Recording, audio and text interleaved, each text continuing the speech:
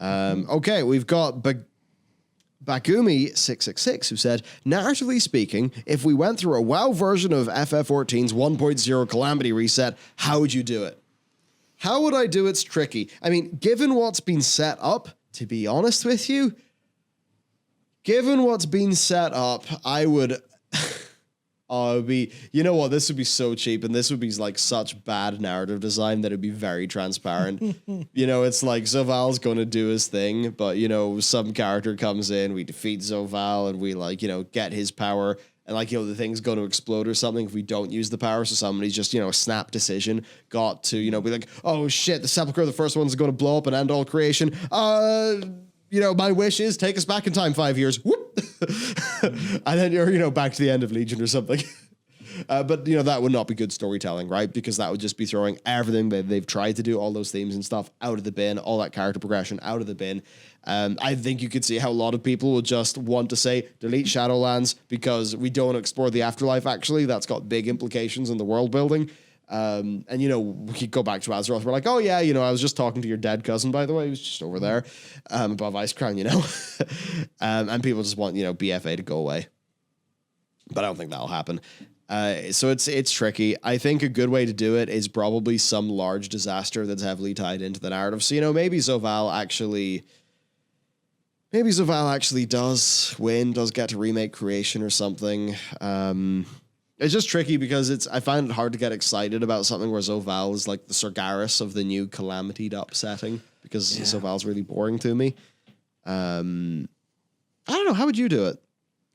I have no idea, to be honest, because I feel like there's no real way to do it super cleanly. Because, at least not with how things currently are. The one I would like the most, and this is genuinely serious, I would love just wake up, was all in this off dream. Which would be the least satisfying thing, but it would be more satisfying, I would take that hit now to just kind of go, and we're back here. We're back from, I guess we'd be back before Shadowlands. I'd rather we go a little bit further back because I'd rather fucking hell. I'd rather do the shit I talked about earlier where Tyrion wakes us up and we're at the pinnacle of Icecrown. He's like, yo, you were out for a long time. What's going on? And Zovaal was all a fever dream based on you being on Icecrown. But that was a Yogg putting shit in your head. I'd rather have that. Okay, yeah, I'd wake up from an old god nightmare. Zovaal snap makes sense, but only if this is framed as the kind of Marvel where it is the first half of the movie he snaps. Sorry, the first movie he snaps. Second movie we clean it up and everything sort of, oh well, that was a bit rough, but we're all back here now, and everything's completely normal and simple now. Back to brass tacks. I think that's the way to do it narratively. I mean, there's so many ways, and none of them will be satisfying unless they take time to set it up. Because it was a miracle what they did with FF, but also that wasn't like snap and we're back to we're in a different timeline. That was we're doing some of the same games, some of the same story, and also they had the luxury of doing it a couple of patches into a game. Not 7 expansions into a game. Yeah, big difference. Yeah. I agree. I like your direction. We've got from Taco, who said, hi, regarding the cinematic, do you think they want to make players hate all gods in preparation for an all gods must die cosmic story future? I hope not. I'd be kind of sick, actually. No, I don't think so. Like, the framing of this cinematic is totally that we're, sad along with Elune, and we're happy for Tyrande. That's the framing of the cinematic. So, they're going to make us, question the Titans and stuff, but, regarding Elune, I don't think that's what they're trying to do. It's just, I think it's okay, maybe Elune's incompetent, or, if Elune's trying to bypass the Arbiter, how do the souls end up in the Maw anyway? Or is it just Elune made them, was like, oh, I could have let them be wisps in the forest they love, but no, I sent them to you, sister. But didn't know about the Maw. Yeah. But it's we got barely any dialogue.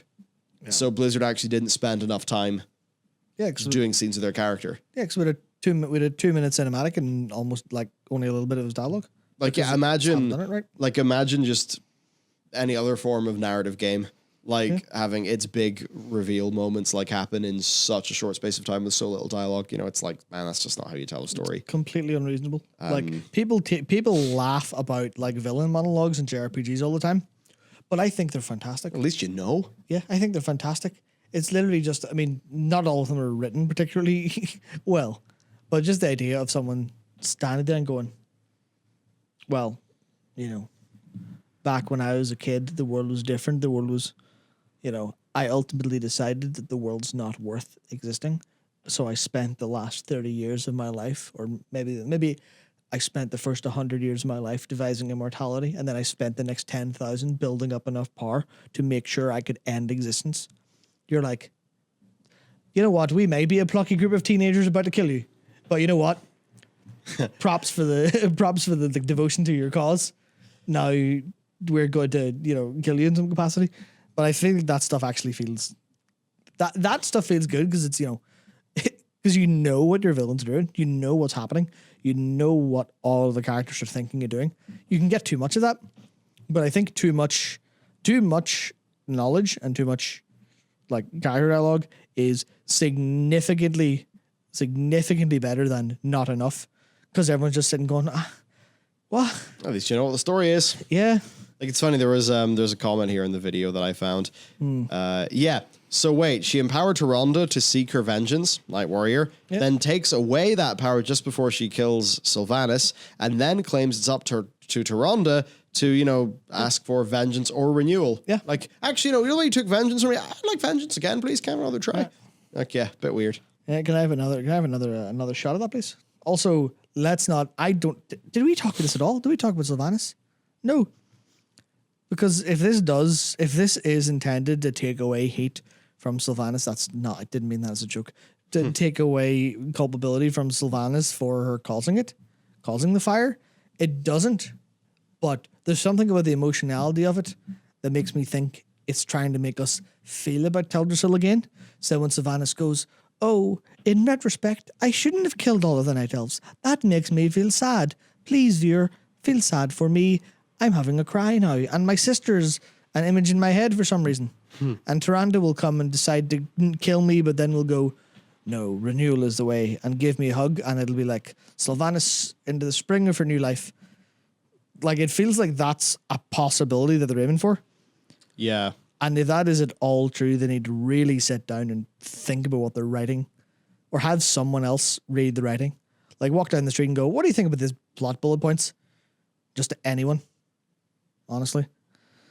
Yeah, it's pretty big. It's pretty big.